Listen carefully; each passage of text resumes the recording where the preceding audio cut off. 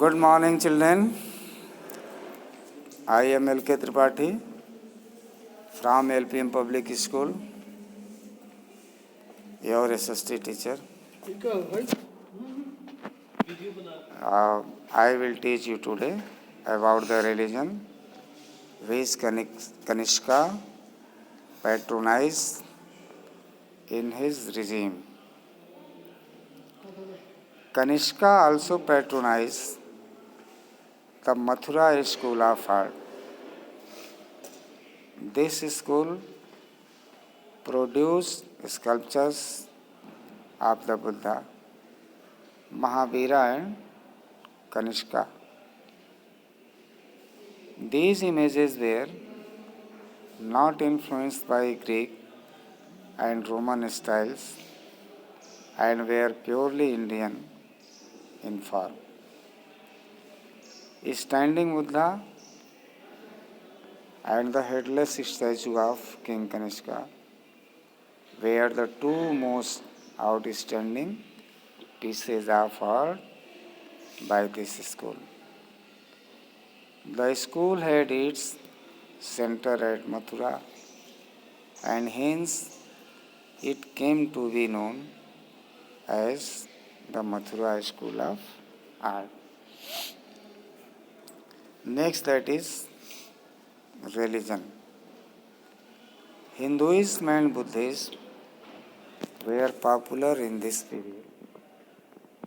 Buddhism was divided into two sects, Hinayana and Mahayana.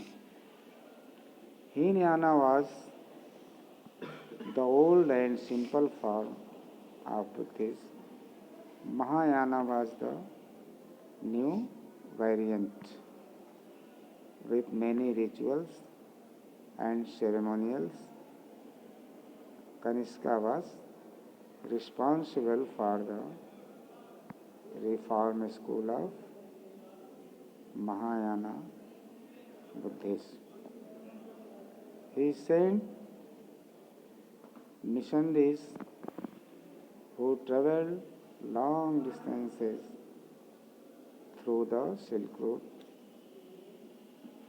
They spread Buddhism in Central Asia and China. Despite being a devout Buddhist, Kanishka was tolerant towards other religions. He supported and allowed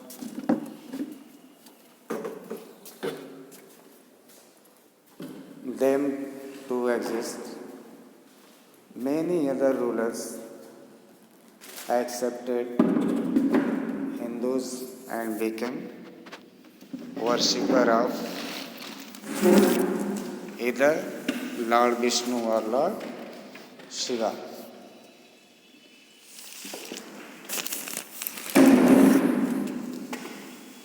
Next, Shakas. The Shakas were a nomadic people from Central Asia. They defeated the Indo-Greeks and came through the Hindu Kush mountains in the first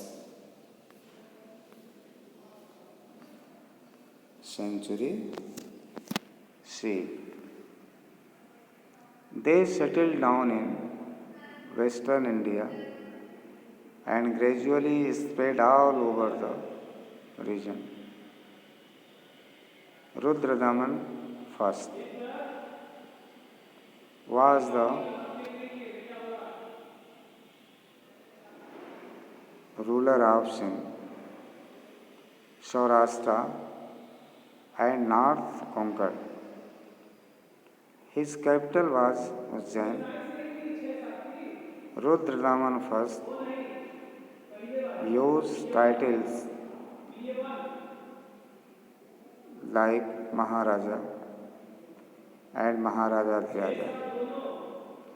He was in conflict with the Kushanas in north and the Satavahanas in the Deccan. During the Shaka rule, the Kshatrap system of government was introduced. Under this system, the empire was divided into provinces. Each province was ruled by a military commander who was called a Kshatrap. These commanders were independent rulers of their provinces. Some even issued their own coins. Impact of foreign invasions. Following foreign invasions, the Indian subcontinent came in close contact with Central Asia and the outside world. It triggered a flow of culture and ideas leading to the emergence of a composite culture. One major impact of these invasions was the advent of a fresh wave of art styles in sculpture. As a result,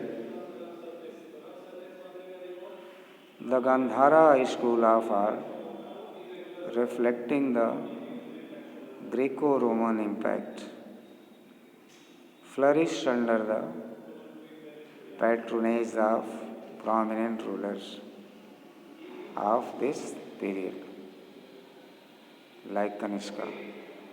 Secondly, the Indo-Greeks, the Shakas, the Parthians, and the Kushanas lost their distinct identities and became Indian.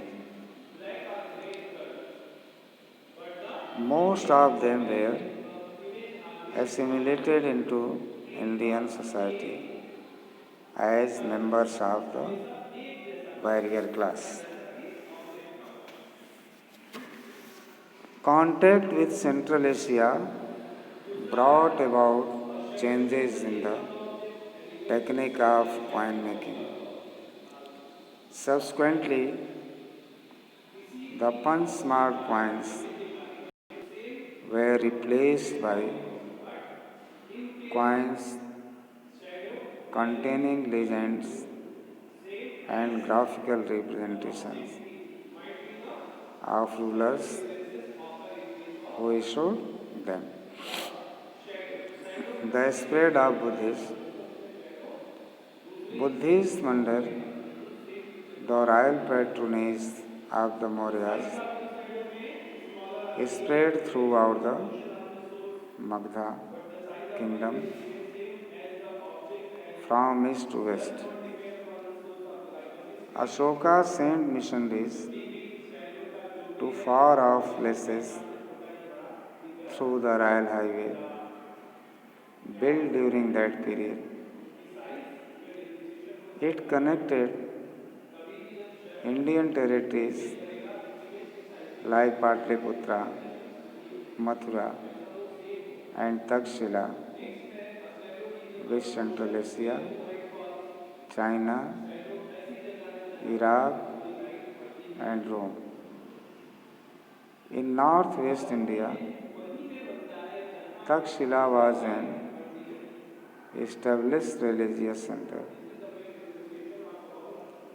Religious preachers spread the teachings of the Buddha up to Gandhara and then to Central Asia. Afghanistan became an important center for Buddhism. Various monasteries, stupas, and colossal statues of the Buddha are testimony to the importance of Buddhism. The region of Bactria and Gandhara also came under Buddhist influence. Emperor Kanishka sent up two religious centers at Gandhara and Mathura and sent missionaries to China, Tibet, Korea, Japan, and other distant places. These missionaries introduced Mahayana Buddhism abroad.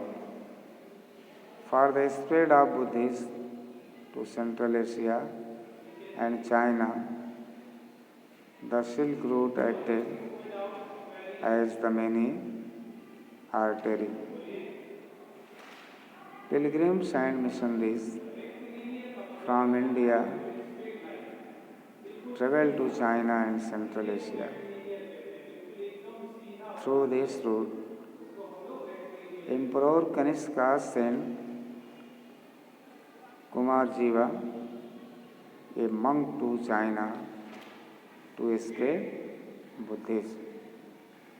The accounts left by the ancient travelers provided valuable evidence on Buddhism. Some of the Chinese pilgrims who came to India were Fa Yan, Wen Shan, and Ai Sing. They recorded their experiences in their travelogues during the reign of Kanishka. Mahayana Buddhism came to prominence during the reign of Harshvardhana. There was a regular exchange of pilgrims between India and China. So, up to here, we have seen the policy of Kanishka, his religious policy, trade policy, and relationship with other part of the world. Next, we shall discuss in the next chapter, in the next video. Till then, goodbye.